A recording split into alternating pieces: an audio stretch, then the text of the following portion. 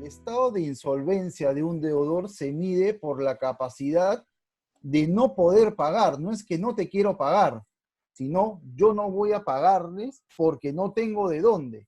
Y eso se deriva de la falta de liquidez. Como pueden ver, hay muchas empresas que no están operando y que sus ingresos es cero. Entonces, en esta situación, ¿qué ocurriría? Un deudor no le paga a su acreedor 1, el acreedor no le paga valga la redundancia, a su otro acreedor y así sucesivamente. Y esto ocurre, la famosa y la tan mencionada en estos días, la ruptura de la cadena de pagos, lo que finalmente hace que sea un efecto dominó y la crisis se masifique y sea una crisis empresarial muy compleja, muy difícil de sobrellevar y sobre todo que haya acreedores impagos. Y efectivamente, acá viene la pregunta, ¿qué ocurre si yo soy un acreedor? ¿Qué ocurre con mi acreencia? A la vez nos vamos al otro lado. ¿Qué ocurre si yo soy un deudor y quiero salir de esta crisis? Quiero honrar mis deudas. ¿Qué puedo hacer? En realidad lo que puedes hacer es la del derecho común, cotidiano. Buscas una refinanciación de deudas, una forma de modificar tus contratos y también lo que vas a generar es buscar nuevos nichos donde tu empresa vaya a operar. Pero esto es algo muy lindo y muy teórico, porque finalmente lo que tú tienes que buscar son herramientas. Cuando el derecho civil, el derecho comercial, el derecho común no te da las herramientas para resolver este conflicto entre el deudor y el acreedor, surge acá el escenario de insolvencia o el escenario concursal, que es un escenario de excepción. Se busca que solo se utilice cuando hay crisis empresariales, no más allá.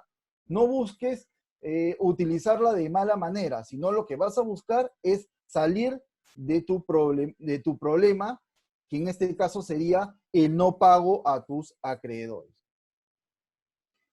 Bajo ese escenario, el sistema concursal a nivel mundial, el sistema concursal moderno, tiene una serie de ventajas y además de instituciones propiamente dichas. Una de ellas es la ineficacia concursal, que ya lo vamos a conversar en unos breves minutos, que sería una especie de qué ocurriría si es que el deudor hace ciertos actos de disposición que podrían enajenar activos de parte del deudor en perjuicio de un número importante de acreedores.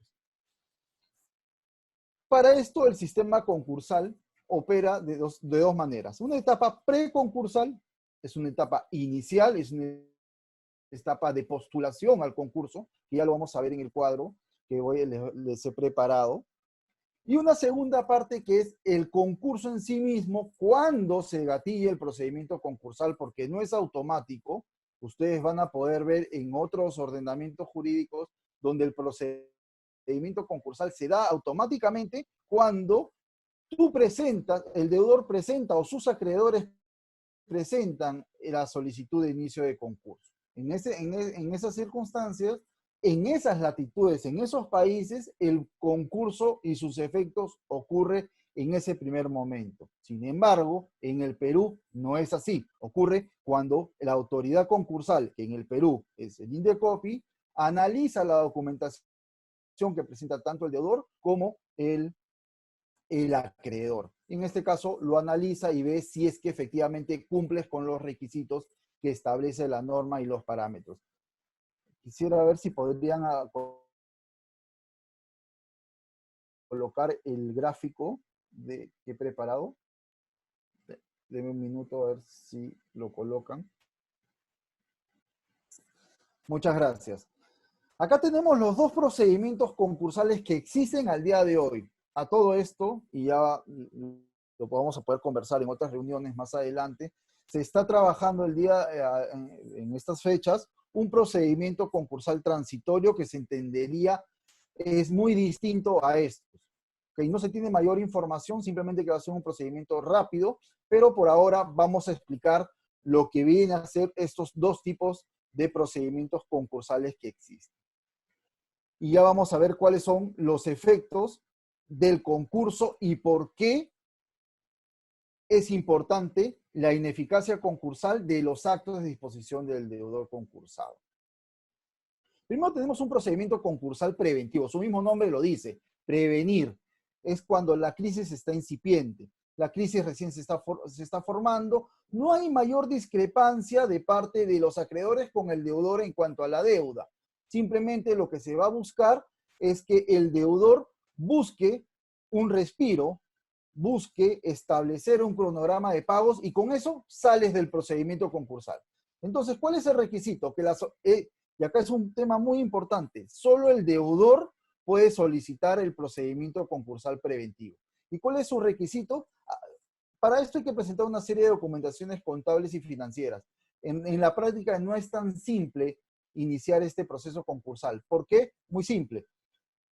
Cuando una empresa está en crisis, su contabilidad no la tiene en regla, no la tiene ordenada. Justamente lo que Indecopi te pide, o mejor dicho, la Ley General del Sistema Concursal te pide es que la documentación esté correcta, que esté en regla, que esté actualizada, incluso que esté auditada.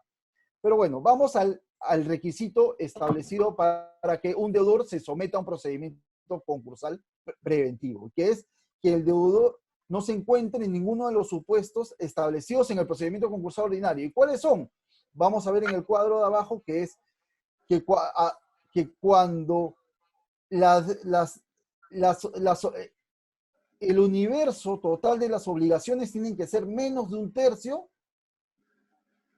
tiene que estar mejor dicho, me vuelvo a explicar. Cuando menos de un tercio del total de las obligaciones del deudor se encuentren vencidas más de 30 días. Ese es el primer requisito en el preventivo. Y en el segundo es que se presenten pérdidas y estas pérdidas sean menores al tercio de su capital social pagado. Para un procedimiento concursal ordinario, como lo pueden ver abajo, a pedido de deudor, el requisito es que sea más de un tercio en ambos supuestos. Es lógico, ¿por qué? Porque en el preventivo la deuda es incipiente. Ahora, ¿qué ocurre en el preventivo? En el preventivo se inicia el concurso, ya vamos a explicar cómo se inicia un procedimiento concursal, y es la Junta de Acreedores acuerda ¿qué cosa? El Acuerdo Global de Refinanciación, que es el instrumento donde se va a reflejar el pago de las deudas. Si la Junta aprueba ese instrumento, el procedimiento concursal culminó. Parece muy simple, pero en la práctica es todo lo contrario. Es mucho más complicado por la documentación que hay que presentar. Para darles una estadística, al año, antes del estado de cuarentena, solo se presentaban una empresa a procedimiento concursal preventivo, o al menos se publicaba. Y el procedimiento concursal ordinario, como ya les expliqué, el apellido de deudores que más de un tercio del total de sus obligaciones se encuentren vencidas por más de 30 días o que sus pérdidas acumuladas sean mayores al tercio del capital social pagado. Pero esta es la solicitud a pedido del deudor, que también en la práctica es un poco más compleja porque hay que presentar una serie de documentación contable y financiera actualizada y, como les mencionaba anteriormente, incluso auditada. Y acá viene la otra arista del procedimiento concursal ordinario, que es el apellido del acreedor. Es decir, que ustedes, acreedores, pueden llevar a su deudor a concurso. Y es que cuando este deudor les deba a uno o más acreedores 50 UITs, que a la fecha es 215.000 soles, o $66.000. 30 días de vencida. Este es el procedimiento concursal más utilizado en la práctica. ¿Por qué? Porque el análisis que hace la autoridad concursal, en este caso el Indecopi, es de la deuda en sí, no de todas tus obligaciones, ni de estados financieros, ni de balances, ni de documentación contable. No hace eso. Solo analiza la deuda de tu deudor, valga la redundancia, y que esté vencida 30 días. Ahora, y acá voy a hacer un paréntesis para explicarles lo que es ineficacia concursal y lo que vendría a ser los actos de disposición del deudor. Cuando se inicia el procedimiento concursal, como les señalaba, no es automático los efectos del concurso. Entonces, los efectos del concurso se dan cuando el Indecopi en su boletín concursal publique la situación de concurso del deudor. Todos los días lunes, o mejor dicho, en teoría, todos los días lunes tendría que salir el boletín concursal del Indecopi, donde señala cuáles son las empresas que han sido sometidas a concurso ese día. Si no sale publicado es que no hay empresas que se han sometido en ese día, solo salen los días lunes. Antes salían en el peruano, pero a partir de diciembre del año pasado, del 2018, perdón, se modificó y ahora existe un boletín digital que es gratuito y que se descarga de la página web del Indecopi. A partir de ese momento es que tu deudor está en concurso. ¿Y cuáles serían los efectos del procedimiento concursal para un deudor? Los efectos, y acá hay que tomar nota que es súper importante, es la inexigibilidad de obligaciones del deudor. Es decir, que el deudor no paga directamente la deuda, no te puede pagar deuda. Tiene ese derecho de no pagar deuda. Pero no es que no la pague, sino por ahora no te la puedo pagar. ¿Cuándo te la pago? Cuando yo establezco los instrumentos concursales, que en este caso hemos hablado del Acuerdo Global de Refinanciación. Ya vamos a entrar a hablar lo que es plan de reestructuración y convenio. Todavía no, quiero que entiendan un poco los efectos del procedimiento concursal para ambos supuestos. El segundo efecto más importante del procedimiento concursal es el marco de protección del patrimonio del deudor. ¿Y qué significa el marco de protección del patrimonio del deudor? Que es que toda acción judicial, administrativa, arbitral que se ha realizado para disponer del patrimonio del deudor para un acreedor cobrar de manera individual, se suspende.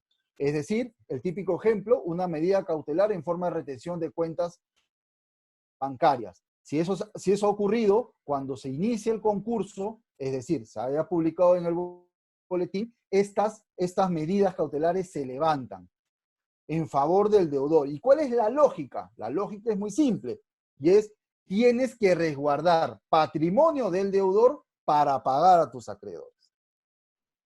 El otro efecto es que el patrimonio del deudor se mantiene inalterado para el pago. ¿Y de qué forma? Acá existen las famosas acciones de ineficacia. Las acciones de ineficacia es la posibilidad que tiene un acreedor o un tercero, ya sea un administrador o un liquidador, ¿de qué? De demandar la ineficacia de un acto realizado posterior al concurso o después, ya lo vamos a ver. ¿Para qué? Para que este activo que ha salido de la esfera patrimonial del deudor regrese a la masa concursal. En teoría regresa al deudor, pero regresa a una masa concursal, porque regresa para pagar a los acreedores. Y finalmente se gatilla, y otro efecto del concurso es el famoso reconocimiento de crédito. ¿Cómo se forma una junta de acreedores? Se forma por los acreedores, y los acreedores tienen que acercarse al Indecopi a solicitar que esta institución le reconozca la deuda y poder participar en una junta de acreedores con voz y voto. ¿Para qué? Para tomar decisiones. ¿Qué tipo de decisiones? Decisiones del destino del deudor, decisiones de administración del deudor o decisiones cotidianas. Y acá vamos a entrar un poco a hablar lo que vendría a ser la ineficacia concursal. Como les señalaba, la ineficacia concursal se gatilla cuando se inicia el procedimiento concursal. Cuando se inicia el procedimiento concursal, ya un acreedor que se puede sentir afectado, un administrador o un liquidador más adelante puede demandar la ineficacia. Entonces, como les señalaba, esta ineficacia ocurre para una etapa preconcursal, es decir, antes del concurso, y una etapa después del concurso. ¿Cuál es la finalidad de la ineficacia concursal?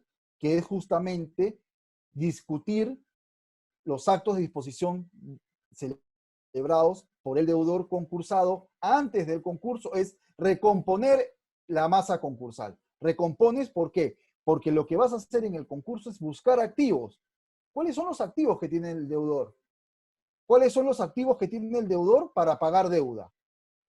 Otra finalidad de la ineficacia concursal es restituir el patrimonio del deudor. Si el patrimonio del deudor, si parte del patrimonio del deudor, activos, salió de la esfera de hacia un acreedor preferente, tú Con la ineficacia tienes la posibilidad de restituir ese activo y que regrese a la masa concursal. ¿Para qué? Para que se le pueda pagar al universo o al mayor universo de acreedores.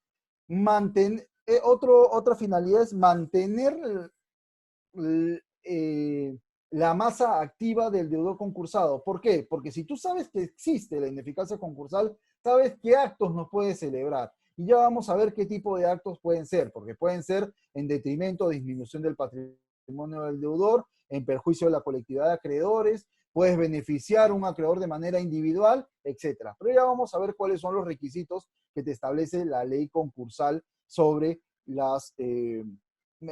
sobre lo que vendría a ser la ineficacia, porque acá hay dos tipos de ineficacia. Una que recae sobre actos realizados antes del concurso y otras que serían después del concurso hasta que el deudor, mejor dicho, hasta que los acreedores en realidad decían el destino del deudor. Y finalmente otra finalidad es determinar la masa concursal, es decir, tú vas a buscar cuántos activos tienes y ver si efectivamente de todos esos activos, cuántos les pertenecen de manera correcta al deudor.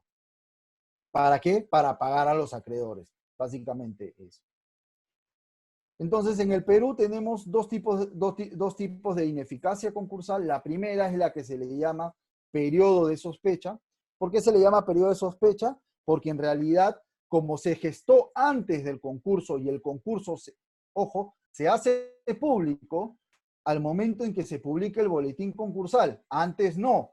Antes, si el procedimiento concursal fue iniciado, fue preventivo o fue un procedimiento concursal ordinario iniciado por el deudor, solo lo conoce el deudor y la autoridad concursal. Es decir, es confidencial, nadie se entera. Y si en un procedimiento concursal ordinario iniciado por el acreedor, ¿quiénes tienen conocimiento de este procedimiento concursal? El deudor y el acreedor o acreedores que iniciaron el concurso. Los demás no tendrían conocimiento, no tienen por qué tener conocimiento porque es una etapa concursal, confidencial. Ahora, en los procedimientos concursales a pedido de deudor no existe esta confidencialidad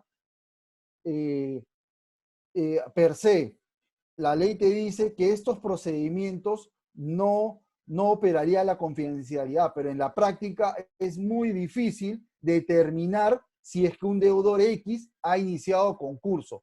Es muy difícil hacer el monitoreo ante la autoridad concursal. Por eso les digo que en ambos aplican de manera igualitaria. Entonces, continúo. Tenemos una etapa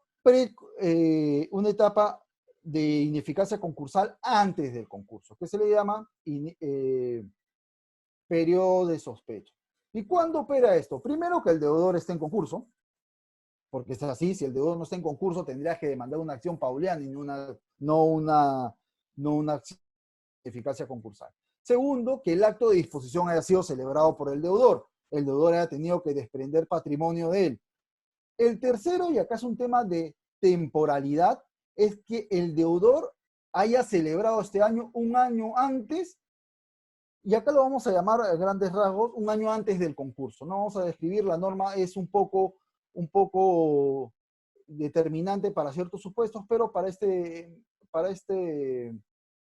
seminario o esta charla vamos a señalar lo que es desde el concurso un año hacia atrás. Y acá viene la subjetividad de parte de quién, de la autoridad judicial, porque quien resuelve las ineficacias concursales es el juez.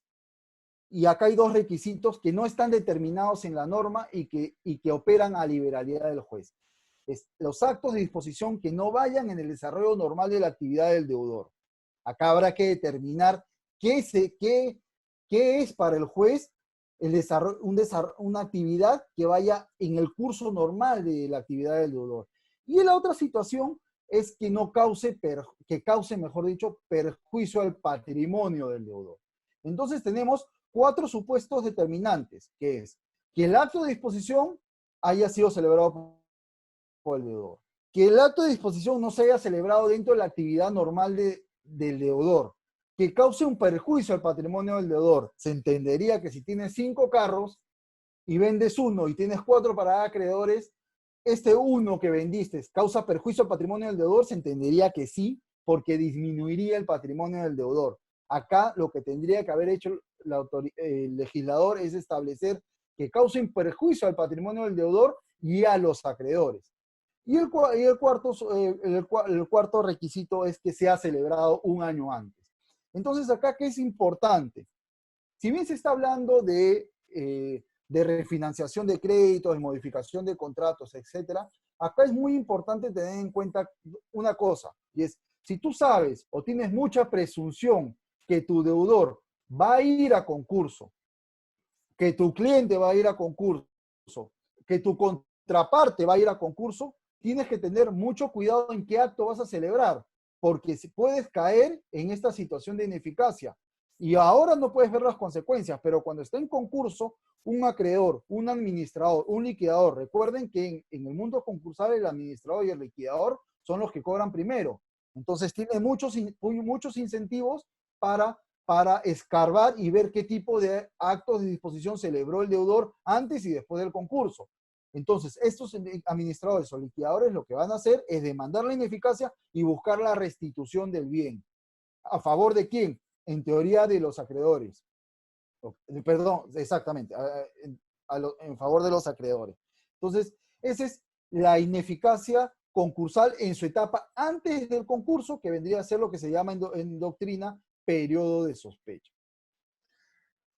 Y viene acá la segunda etapa de la ineficacia concursal, que la pueden denominar ineficacia per se. ¿Y qué consiste? Consiste que la norma concursal te establece una serie de actos prohibitivos que no puede realizar el deudor cuando, desde que está en concurso hasta que tomó la decisión la Junta de Acreedores del destino del deudor. En la práctica vendría a ser aproximadamente entre 6 a 12 meses. Las juntas de acreedores se demoran en conformar porque va a depender mucho de la cantidad de acreedores que tiene. A más acreedores, más se va a demorar en que se lleve a cabo la instalación de junta o, como se le conoce, la primera junta de acreedores, donde se puede decidir el destino del deudor. Y tiene una serie de actos ya, digamos, sancionados con la ineficacia. Voy a mencionar algunos, no todos. En la ley se encuentra, si quieren revisarlo, está en el 19.3, y es, por ejemplo,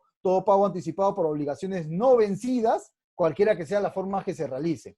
Entonces, si tú realizas un pago anticipado por una obligación que no se venció después del inicio del concurso, antes de tomar el destino del deudor por la Junta, ese acto es ineficaz per se. Basta que demandes y el juez va a tener que restituir el patrimonio. Y vamos a mencionar uno que es importante, que es el cajón desastre, que te señala los actos y contratos a título oneroso realizados o celebrados por el deudor concursado que no se refieran al desarrollo normal de la actividad del deudor. Es decir, puede ser cualquier acto que celebre el deudor después del concurso antes de adoptar el destino del deudor. Es muy amplio.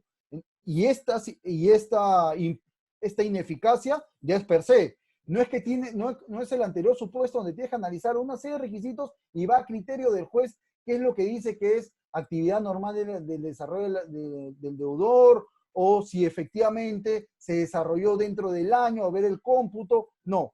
Acá tú lo desarrollas en esta etapa y ya de por sí el acto es ineficaz. ¿Qué significa que sea ineficaz?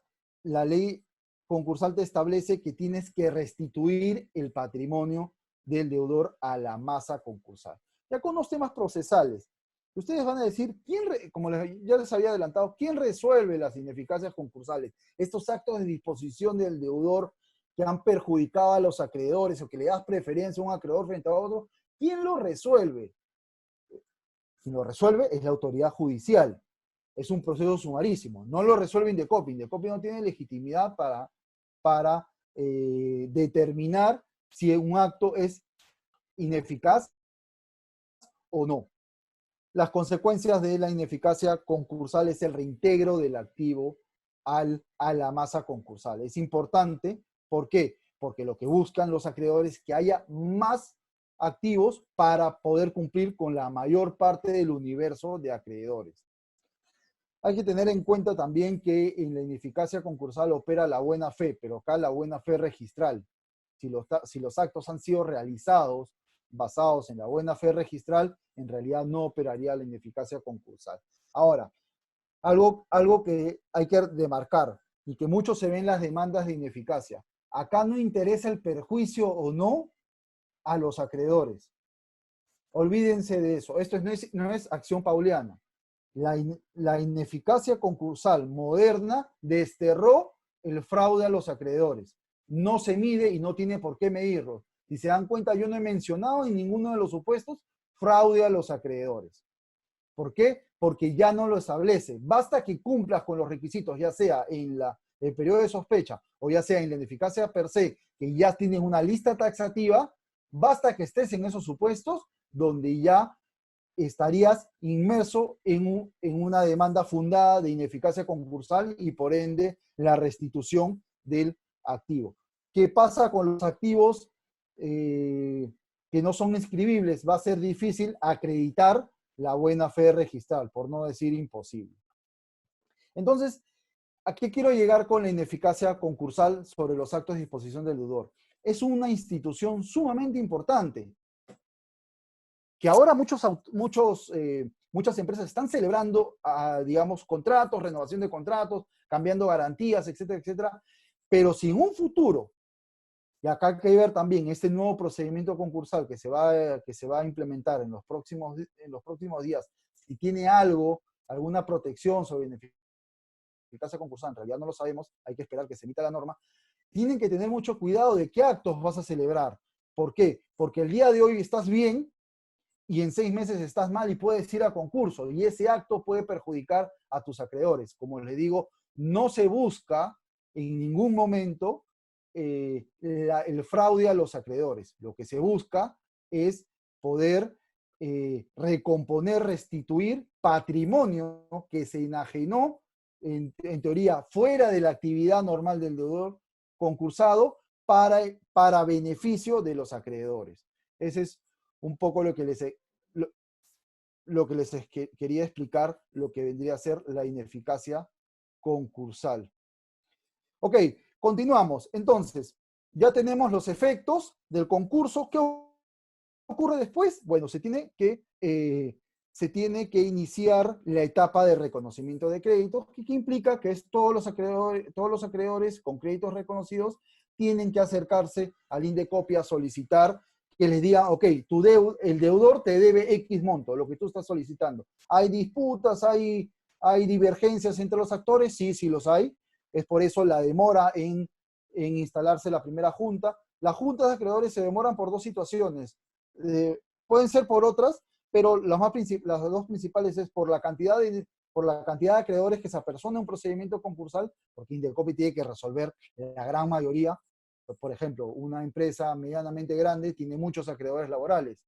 Entonces tiene que resolver todos los reconocimientos de crédito de cada acreedor laboral, de cada trabajador, ¿no? Y el otro efecto, por qué la demora, es porque existe primera y segunda instancia en cuanto al reconocimiento de crédito. Ustedes dicen, mi deudor me debe $1.000.000. Tú presentas la documentación y Indecopi te dice, no, yo he demostrado, o de los documentos se demuestra 700.000. Y el deudor dice 500.000. Y ahí hay disputas.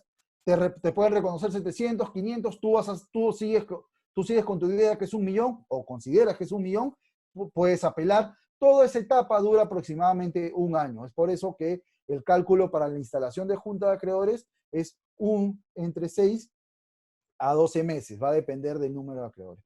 ¿Qué ocurre en la junta de acreedores? Bueno, la junta de acreedores es el órgano deliberativo y decisorio del deudor. ¿Por qué? Porque el deudor no es que pierda la administración, ojo. Uno de los efectos del concurso es que mantenga la administración. ¿Hasta cuándo? Hasta que el deudor lo remueva. En una reestructuración, y ahorita ya se los voy a explicar. Y en una liquidación entra un liquidador registrado en Indecopi. Ahí ya el deudor pierde la administración total. En una liquidación pierde la administración. En una reestructuración la puede mantener como no. Entonces la junta de acreedores todos los acreedores que se reúnen, la gran mayoría de las juntas de acreedores se llevaban de manera presencial en el Indecopi. Ahora vamos a ver si es que se implementa alguna especie de salas virtuales para llevar a cabo las juntas. En realidad no lo sabemos, pero se entendería que ya, al menos por estos próximos meses, no se podría llevar juntas presenciales, puesto que estamos hablando en la práctica, hay juntas de acreedores donde hay 100, 200, 1000 acreedores reunidos en una sola sala. Entonces ahí el aislamiento social que nos pide esta situación se rompería. Pero bueno, ¿y qué decide la Junta de Acreedores? La Junta de Acreedores decide el destino del deudor, la reestructuración o la liquidación, la administración, si la mantienes, si la remueves. En una liquidación no, en una liquidación decides al liquidador basado en una lista que se encuentra en la página web de Indecopi, que son aproximadamente entre 14 a 16 empresas liquidadoras, administradoras hay un poco menos, diría que 12. Habría que revisar la lista que está en la página web de Indecopi. ¿Qué decide también la Junta? ¿Quién es el presidente y el vicepresidente de los acreedores? Son personas jurídicas, son personas naturales que son acreedores. ¿Por qué designas un presidente? Bueno, decides un presidente porque tiene que ser el nexo entre el deudor y los acreedores, la Junta de Acreedores. Y un vicepresidente, en caso no esté el presidente, es el vicepresidente quien va a tomar las obligaciones de este. Que más básicamente es presidir la Junta y ser, como les digo, el nexo entre el deudor y los acreedores en sí. Ok, entonces, continuamos. La Junta de Acreedores se reúne, decide la reestructuración o decide la liquidación. Para decidir la reestructuración, en realidad tienes que presentar un plan de reestructuración, el deudor, o la administración entrante, o una administración mixta. ¿Qué ocurre en una reestructuración? Tú puedes mantener la administración, tú le dices, ok, deudor, sí, efectivamente, no fue tu culpa, fue culpa de la pandemia. No te voy a remover porque no ha sido competencia tuya o una incompetencia tuya de que la empresa esté en crisis, sino ha sido la coyuntura mundial. Te voy a dar mi voto de confianza y lo mantengo. Va la otra situación, digo, ¿sabes qué? Voy a nombrar un nuevo administrador. Un administrador que esté registrado ante Indecopi, en la lista de administradores. ¿Por qué? No, porque ¿sabes qué? Yo siento, la Junta de Acreedores siente que ha habido un mal manejo de parte del deudor y por ende de su administración. O tú optas por una mixta. Tienes casi la total confianza al deudor, pero quieres a alguien que lo controle. Entonces, ingresas a un nuevo gerente, por ejemplo, o un contador de la confianza de los acreedores. Ese es el régimen de administración, pero la reestructuración en sí que contiene toda la legalidad y lo que debe de cumplir el deudor y su administración se plasma en un plan de reestructuración. ¿Y qué es? Que la empresa va a continuar. El valor del negocio en marcha es mayor que el de liquidación. Entonces, el deudor o la nueva administración o la administración mixta presenta un plan de reestructuración que contiene las formalidades legales que establece la ley concursal, que no las voy a señalar porque son varias, pero además contiene algo importante, que es un cronograma de pagos. Y este cronograma de pagos es donde establecen las fechas y el cómo se va a pagar a los acreedores. Y se entiende a los acreedores en su totalidad. También debe incluirse acreedores no reconocidos, acreedores contingentes. Acreedores contingentes es cuando la disputa de la deuda todavía continúa, ya sea en sede administrativa, judicial o arbitral. Todavía no se ha dilucidado. Entonces, todo el cronograma de pagos y la forma de pagos se establece en este plan de reestructuración, donde tú ya sabes cuándo vas a cobrar. Los planes de reestructuración pueden establecer un periodo de gracia de un tiempo más un cronograma de pagos de 5, 10 o 15 años. Básicamente en la práctica eso es lo que se estila. ¿Qué es lo que buscas acá? Es darle una viabilidad al negocio, establecer un flujo correcto de la empresa y además la viabilidad. ¿Cómo voy a conseguir, digamos, flujo para pagar en, digamos, 10 años? ¿No? Y acá viene el otro efecto, la otra situación negativa, que es la empresa no puede continuar. El valor de realización de los activos es mayor al valor de la empresa en marcha. ¿Y acá qué ocurre? Ocurre lo siguiente. Tienes que decidir la liquidación de la empresa. Para esto estableces un convenio de liquidación. Pero acá hay un tema. El convenio de liquidación solo establece prerrogativas legales que establece la ley. No hay un cronograma de pagos. Tu deudor, tu acreedor no sabes cuándo te van a pagar. ¿Y por qué? Porque simplemente lo que va a buscar el liquidador es recuperar activos, ver activos, encontrar activos, recoger activos, enajenarlos y pagar lo que alcance. Obviamente, primero se paga el liquidador y de ahí los acreedores. Y acá hay que hacer una tingencia. En una liquidación se paga de acuerdo al orden de preferencia establecido en la ley concursal. Es decir, el primer orden son acreedores, los acreedores laborales y previsionales. Segundo orden es alimentarios, que no se aplicaría en personas naturales. Tercer orden son aquellos acreedores garantizados, con garantías. Cuarto serían créditos tributarios. Y quinto, a créditos comerciales no garantizados. Entonces, el común denominador de los clientes, que son acreedores sin garantías, que vendrían a ser el quinto orden, en la práctica, y hay que ser muy honestos, es muy difícil que cobren algo. ¿Por qué? Porque las estadísticas son bastante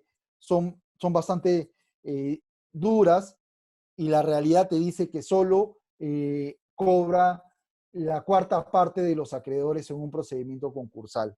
Sobre todo estoy hablando acá de una liquidación, una reestructuración. Si tú cumples con el cronograma de pagos, sales del concurso. En una reestructuración, ¿cuándo culmina el concurso? Bueno, el concurso culmina cuando se paga a todos los acreedores no reconocidos, los que se establecen en el cronograma, y ahí culminaría el procedimiento concursal en la reestructuración.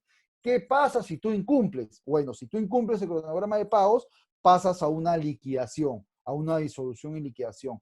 ¿Por qué?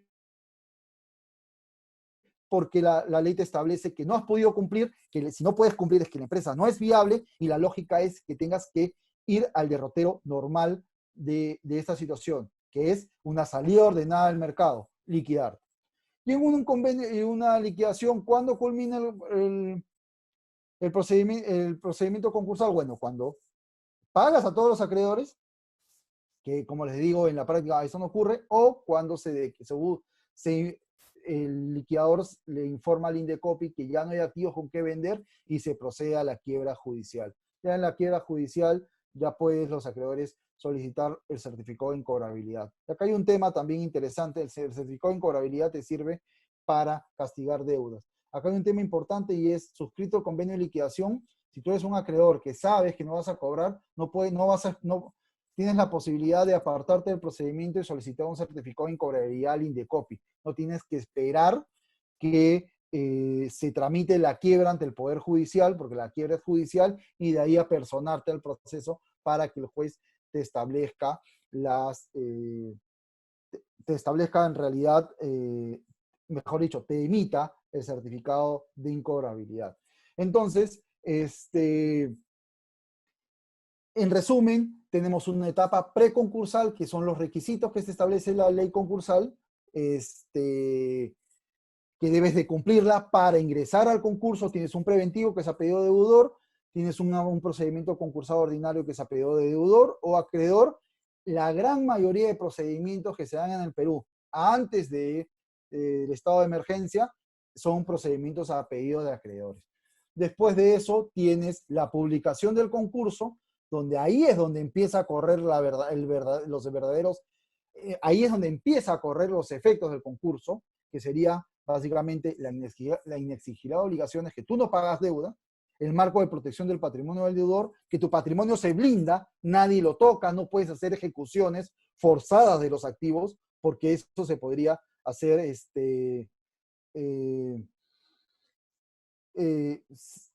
lo que buscas es que ningún acreedor cobre de manera individual, sino de manera colectiva. El sistema concursal busca que los acreedores cobren como colectividad, no de manera individual. Y el otro efecto que le señalaba, ya las acciones de ineficacia y que el patrimonio esté inalterado.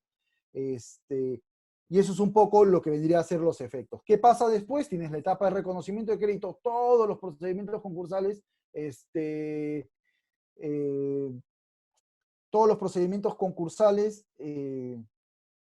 tienen este efecto, que es reconocimientos de créditos. ¿Para qué? Para que estos acreedores o tus acreedores o los acreedores del deudor se apersonen al procedimiento para que conformen la junta de acreedores. Recuerden que la junta de acreedores son los verdaderos interesados en decidir el destino del deudor.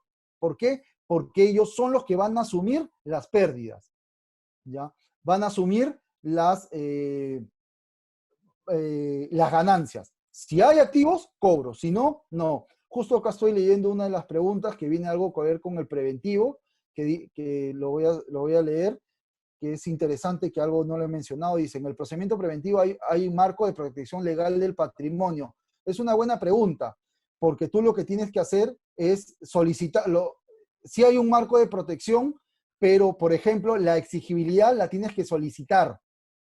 No es automática como el procedimiento concursal ordinario. En el preventivo solicitas que se aplique la exigibilidad de obligaciones. Lo tienes que establecer textual. Por ende, se entendería el marco de protección también de manera igual. Ok, continúo. Entonces, después que los reconocimientos de créditos terminan de ser dilucidados por el Indecopi, se forma la junta de acreedores que son los que deciden el destino del deudor, que puede ser reestructuración o liquidación. La administración del deudor tienen que decidir el presidente y el vicepresidente, que son sus autoridades dentro de la junta de acreedores, y otros actos que implican el trámite del procedimiento concursal, que ya serían menores. En un preventivo acuerdas el instrumento concursal es un AGR, es un Acuerdo Global de Refinanciación, donde básicamente hay un acuerdo de refinanciamiento, nada más. Lo aprueban los acreedores y culmina el procedimiento. Cosa distinta que es en una reestructuración, donde se pone a aprobación un plan de reestructuración que contiene un cronograma de pagos, y si lo aprueban, continúa el procedimiento concursal dentro de la óptica del Indecopi, porque Indecopi es un árbitro de toda esta situación, y lo que vas a hacer es lo que vas a hacer en la reestructuración es que la empresa continúe con un cronograma de pagos que debes de cumplir. El incumplimiento cae en una situación de liquidación. ¿Y qué ocurre en una liquidación? Bueno, los acreedores suscriben un convenio de liquidación, designas un liquidador dentro de la lista del Indecopi. ¿Para qué? Para que lo que tiene que hacer es realizar los activos y pagar a los acreedores que alcance. Así es la liquidación. Se busca una salida ordenada. Y esto es un poco a grandes rasgos lo que vendría a ser el sistema concursal en la actualidad, lo que nos podría dar un matiz de lo que podríamos hacer cuando nuestras empresas, nuestros clientes, un amigo, etcétera, está en crisis, y decir, oye, tienes una opción concursal, puedes ir un preventivo. Como les comentaba, en la práctica es muy complicado. Acá hay otra pregunta interesante. Para adoptar los acuerdos de plan de reestructuración, acuerdo global de refinanciación o convenio de liquidación, las votaciones tienen que ser para adoptar los acuerdos, se tiene que tener el voto de más del 66% de acreedores reconocidos en primera convocatoria, y en segunda convocatoria más del 66% de los acreedores que hayan asistido. ¿Qué pasa si un acreedor no está de acuerdo? Bueno, si su voto es importante y puede bloquear este 66%, no se aprueba. Y en el AGR, por ejemplo, si no se aprueba, los acreedores no están en la obligación de votar para que la empresa vaya a un procedimiento concursado ordinario. Si no se llega a las votaciones,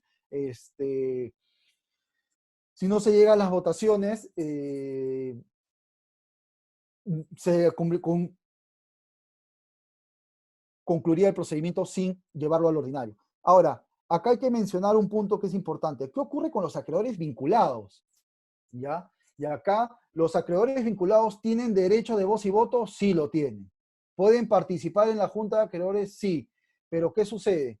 Si más del 50% de los acreedores vinculados, si más del 50% del total de los acreedores reconocidos son vinculados, se hace votación por clase. Y cuando se toca estos puntos del destino del deudor y los instrumentos concursales, tienen que haber votación de los acreedores vinculados por un lado y el no vinculado por el otro. Y en ambos casos tienen que adoptar lo del 66% que les mencionaba. De no ser así, no se aprobarían los instrumentos.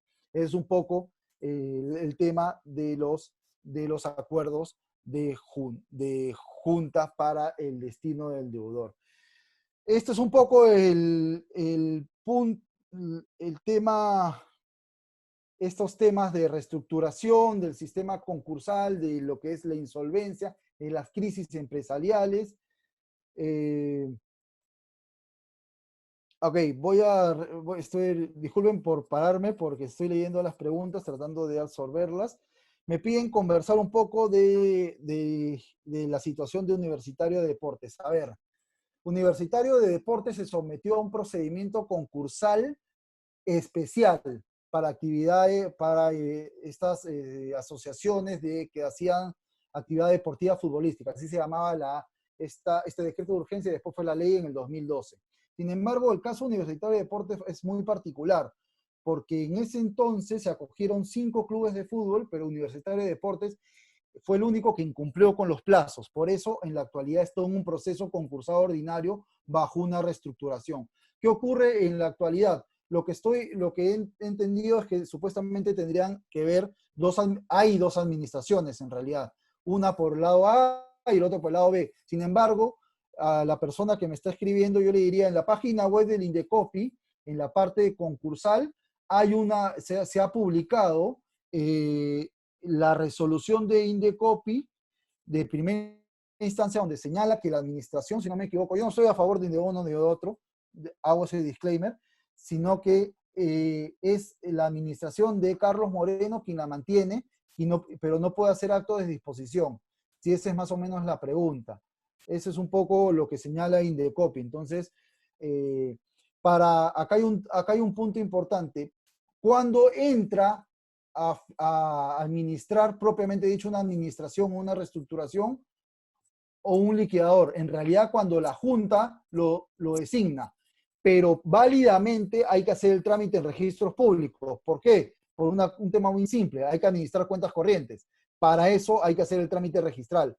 Pero válidamente un administrador, un liquidador es designado desde el momento en que la Junta lo designa. Y bueno, cualquier cosa que necesiten me pueden escribir al correo del estudio. Estoy ahí para resolver sus dudas. Y nuevamente, muchísimas gracias por su presencia, su asistencia a este webinar. Muchas gracias a todos los asistentes. Los invitamos también a revisar el libro Ineficacia Concursal, publicado por el doctor Lizárraga, a seguir las páginas de IUS 360 y la página del Estudio Muñiz en las redes sociales. Muchísimas gracias y ya nos vemos pronto en más conversatorios.